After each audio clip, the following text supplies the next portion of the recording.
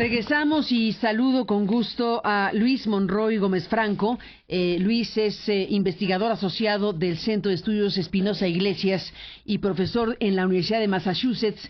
Muchas gracias, Luis, por estar esta mañana en el programa. Bienvenido. Hola, Carmen, un saludo.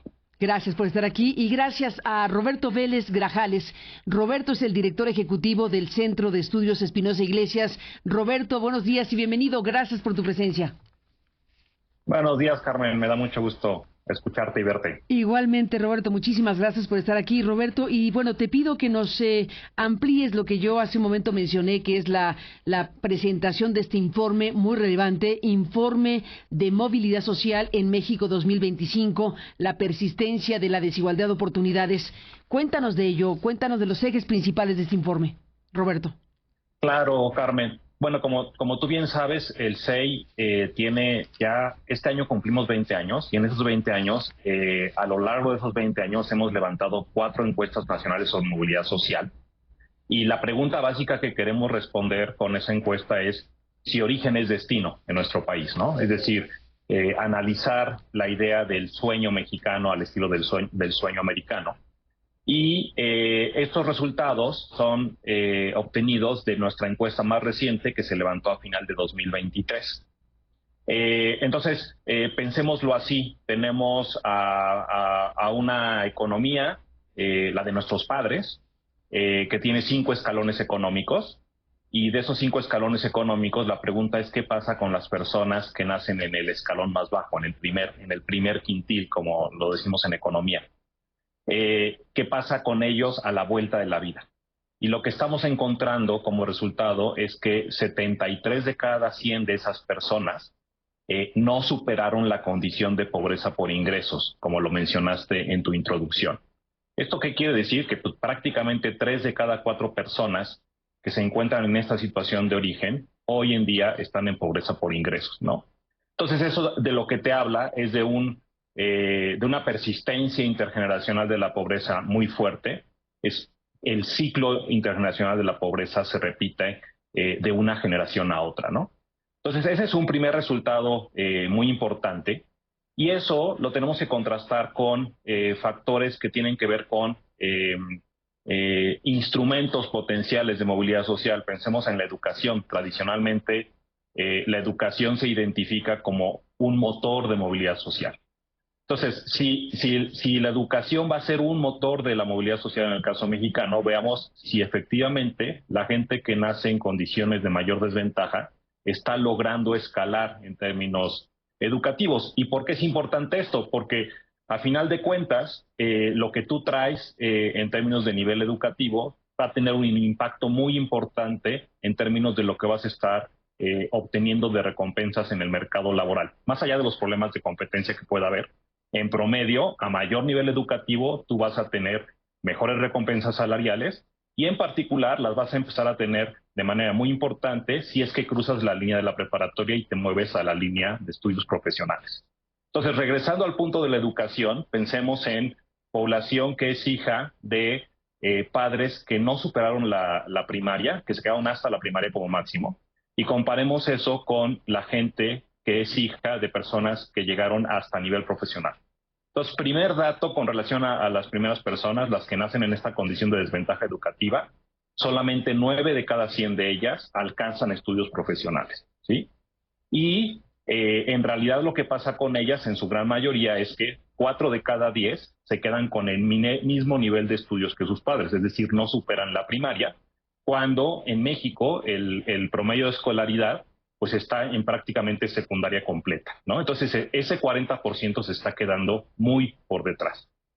Y si eso lo comparamos contra la población hija de padres con estudios profesionales, pues resulta que 63% de ellas llegan a estudios profesionales, ¿no? Entonces, si comparamos ese 63% con el 9% al que hice referencia con el otro tipo de población, pues resulta que la probabilidad de alcanzar estudios profesionales, que son los, como te decía, los que pagan de manera diferenciada en el mercado laboral, la probabilidad es 7 veces mayor para la población que que nació y creció en ventaja educativa de origen, ¿no? Entonces, esto es muy importante porque nos lleva a otra discusión, que es cuál es el mecanismo de la baja movilidad social en México. Y ahí nos detenemos a analizar la parte de desigualdad de oportunidades, ¿no? Entonces, si queremos entender la desigualdad de oportunidades, pensemos en la desigualdad económica vigente en el país y preguntémonos qué proporción de esa desigualdad de oportunidades se explica por... ¿Qué porcentaje de la desigualdad económica se explica por la desigualdad de oportunidades? Que no es otra cosa que la composición de todos esos factores sobre los cuales las personas no tienen control. Es decir, nacer en la parte baja de la escalera social, nacer en un hogar con niveles educativos bajos, nacer en zona urbana o rural, adscripción étnica, tono de piel, todo lo que tú te puedas imaginar, Carmen, de factores que nosotros no elegimos cuando estamos en el vientre de nuestra madre. Entonces, cuando hacemos ese cálculo, resulta que al menos la mitad de la desigualdad económica que estamos observando en el país se explica por esos factores sobre los cuales no tenemos control. Es decir, se explica por la desigualdad de oportunidades. Y eso a lo que nos lleva es a plantearnos pues esta pregunta clave de qué es lo que está pasando en términos de acción estatal, como el vehículo o el actor clave para nivelar las oportunidades en el país, ¿no? Entonces, en resumen, eso es lo que estamos encontrando, Carmen, y Luis, que fue el autor principal del informe, nos puede profundizar en alguno de estos puntos. Sin duda, Luis, ¿qué dirías al respecto del estudio, de lo que se está presentando? Sí, como bien menciona Roberto, digamos, hay tres grandes resultados que presenta el informe. El primero, como lo mencionaba en un inicio Roberto, es México es un país de muy baja movilidad social. Un dato que no mencionó Roberto, pero creo que también vale la pena resaltar, es si en este ordenamiento que tenemos de la población, de quien tiene menos a quien tiene más en 5 diferentes escalones, la probabilidad de que una persona que parte de la posición más baja ascienda a cualquier otra posición es menor al 50%. Y la posibilidad de que una persona que nace en la parte más alta caiga es igual, menor al 50%. Lo que eso nos habla es, pues un poco como mencionaba Roberto, que la posición de origen determina el destino. ¿Y por qué es importante ver los dos extremos? Porque lo que queremos es una sociedad en donde pues no se herede la precariedad, pero tampoco se herede el privilegio, sino que sea una sociedad en donde lo que determine cómo nos movemos y en qué posición socioeconómica terminamos es el esfuerzo que realizamos. Un poco el ideal de la igualdad de oportunidades es ese, que las condiciones fuera de nuestro control no inciden. Luego está el otro resultado que ya mencionaba Roberto, que es la magnitud en la que se hereda la pobreza en México, en particular cuando consideramos la pobreza por ingresos en el país, ¿no? Como mencionaba Roberto, actualmente son 7 de cada 10 personas las que nacen en pobreza y siguen al llegar a la adulta, siguen en 2020, bueno, con los datos de 2023, tenían un ingreso por debajo de la línea de pobreza. Esto nos habla de, a pesar de los avances que ha habido en este campo, no se ha logrado romper la transmisión. Y es importante señalar que si comparamos el 2023 con 2017, vemos que sí hubo un avance. Pasamos de, en lugar de ser 7 de cada 10, mejor dicho, en lugar de ser 8 de cada 10, que era en 2017, en 2023 eran 7 de cada 10. Que esa diferencia de una persona podrá sonar pequeña, pero estamos hablando de una caída de 10 puntos porcentuales, lo cual no es trivial para un periodo de tiempo de 6 años, ¿no? Y eso es importante tenerlo en cuenta porque nos está hablando de, o sea, el panorama sí es complicado, sí es deprimente, y lo que tenemos que poner atención es qué se hizo bien para reducir esa transmisión intergeneracional y qué se tiene que seguir haciendo o que se tiene que profundizar para que la reducción no solo sea en el mapa, y sobre todo para que esas reducciones sean sostenibles. Porque, como mencionaba Roberto, si vemos el caso de México no solo como un agregado, sino lo desagregamos en las distintas regiones que componen al país, México es un poco el mundo, en cierto sentido. Tenemos una región, como es el sureste del país, que forma parte de, si lo ponemos como si fuese el país separado, estaría entre los 5 primeros, entre los 7 primeros países con mayor desigualdad. Eso nos habla que la región sur del país es la región del país. Estos factores de las personas tienen una mayor incidencia en sus resultados. Y en el otro extremo, al norte del país, que forma parte de el grupo de economías de las que tenemos información, en donde la desigualdad de oportunidades representa la proporción mínima que puede representar este tipo de desigualdad es de las menores, forma parte del conjunto de las menores. Ahora, hay que enfatizar también que pues, estamos hablando del mínimo posible. No podemos afirmar con certeza total que es exactamente el 50% de la equidad. Lo que sí podemos decir es, al menos es el 50%. Muy probablemente sea más, ¿no? Entonces, es una forma de entender esta medición, digamos, como una medida precautoria de si parece que la situación está mal, es muy probablemente esté peor. En términos de estos factores para todas las personas son sus factores. Luis, estamos teniendo problemas con la comunicación. A ver si podemos, aquí con producción, si podemos reanudar la llamada con Luis para poder escucharlo mejor. Pero bueno, se entendió lo que nos dijiste. Y regreso con Roberto Vélez Grajales, director ejecutivo del Centro de Estudios Espinosa Iglesias. Estamos frente a este estudio que nos está hablando. Ustedes dicen la palabra reprobar.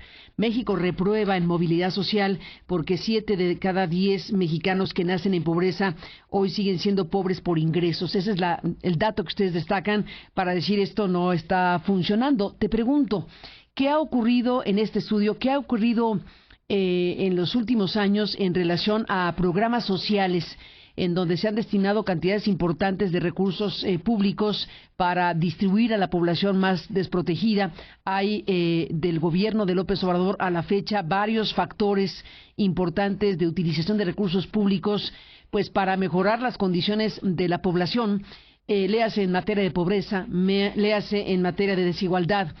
¿Qué incidencia tiene incluso el tema del incremento al salario mínimo o la distribución masiva de recursos públicos en N número de becas en este estudio, Roberto?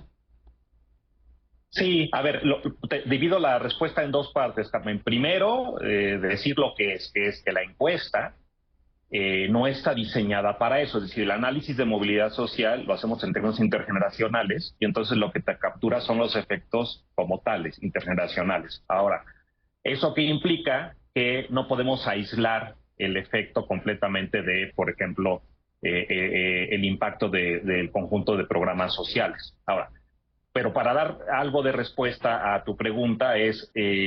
si nosotros tomamos en cuenta la fuente de ingreso principal de los hogares en México, pues esa fuente es el ingreso laboral, ¿no? Y lo que sugieren fuentes secundarias de información distintas a nuestra encuesta es que muy probablemente lo que ha impactado más es el crecimiento del ingreso laboral, no tanto de los programas sociales. Y los programas sociales pueden acabar siendo complementarios. La fuente principal del cambio apunta más hacia los ingresos laborales.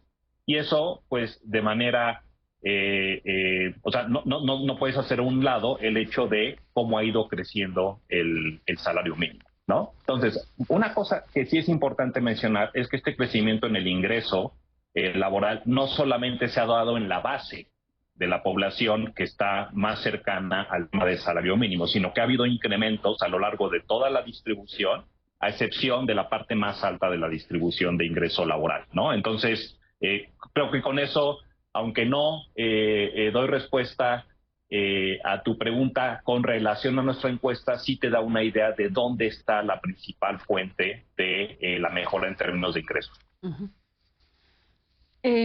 Estamos con la pregunta que tú mismo hiciste, Roberto, al principio de la charla. Esta encuesta, este ejercicio, que lo has explicado muy bien, tiene como uno de los propósitos principales responder en la medida de lo posible si origen es destino. Así es. Y la respuesta de sí o no, ¿en dónde queda?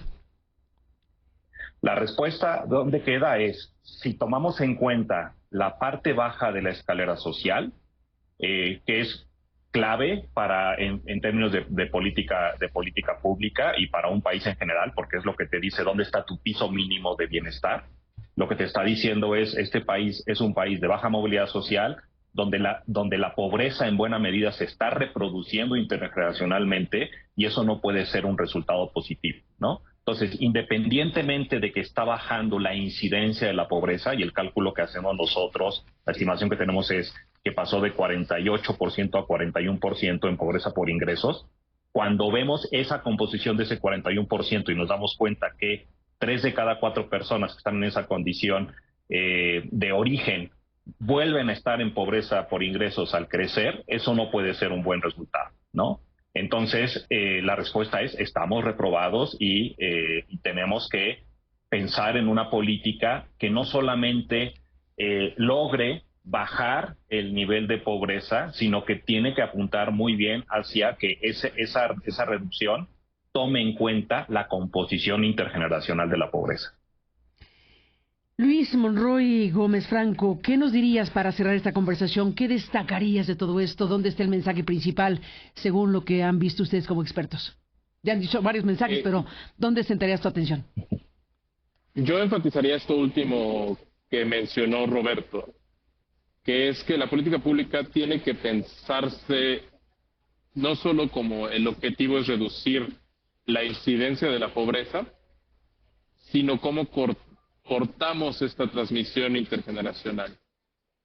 Y eso tiene que ver con cómo identificamos el peso que tienen todos estos factores fuera del control de las personas sobre los espacios de oportunidad que éstas tienen.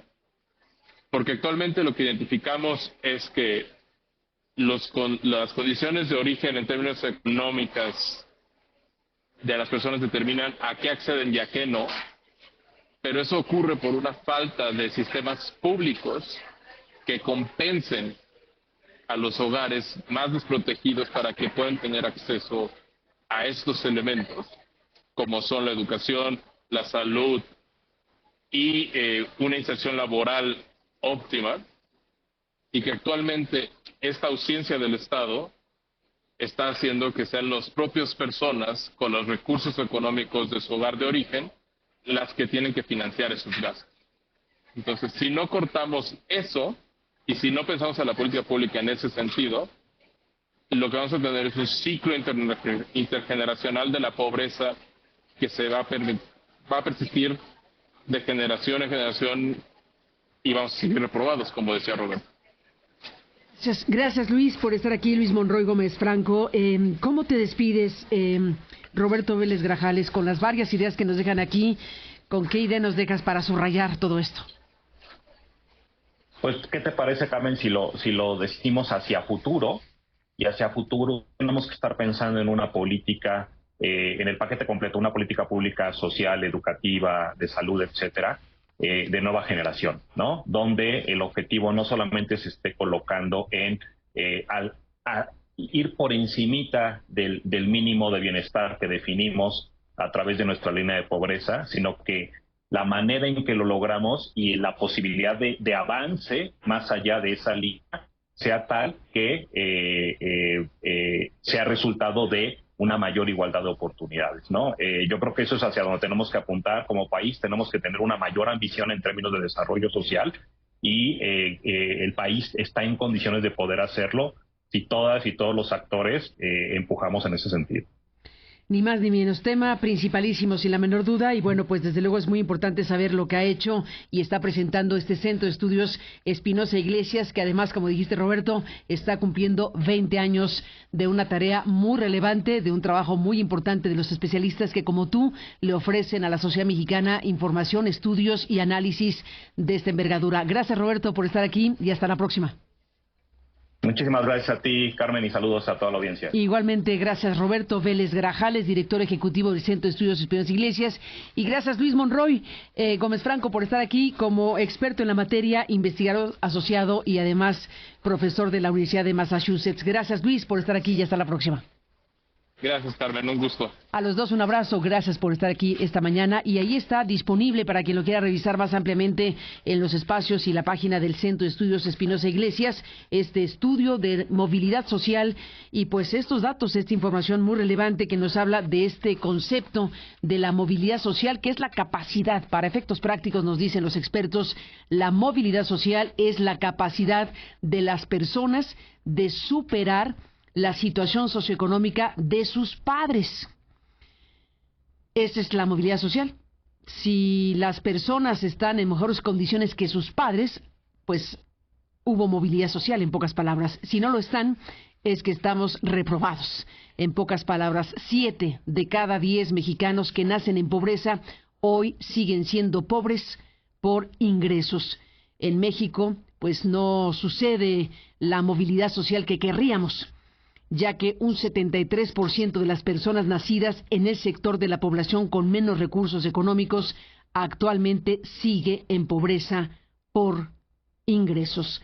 Esto es lo que se desprende del informe de Movilidad Social en México 2025, la persistencia de la desigualdad de oportunidades, elaborado por este Centro de Estudios Espinosa Iglesias, y que se detectó pues que en México la condición de origen se perpetúa, por lo que es urgente diseñar una política pública centrada en promover la movilidad social a través de la igualdad de oportunidades. El corazón de todo esto tiene que ver con eso, la igualdad de oportunidades para realmente promover una movilidad social que tenga efectos en toda la población. Así que por lo pronto no tenemos los mejores resultados para este importante asunto. El 73% de las personas nacidas en el 20% de hogares con menos recursos económicos hoy permanecen en pobreza por ingresos. Así que este es un tema para el país entero. Desde luego es un tema principalísimo para el gobierno, para la sociedad, para todo mundo.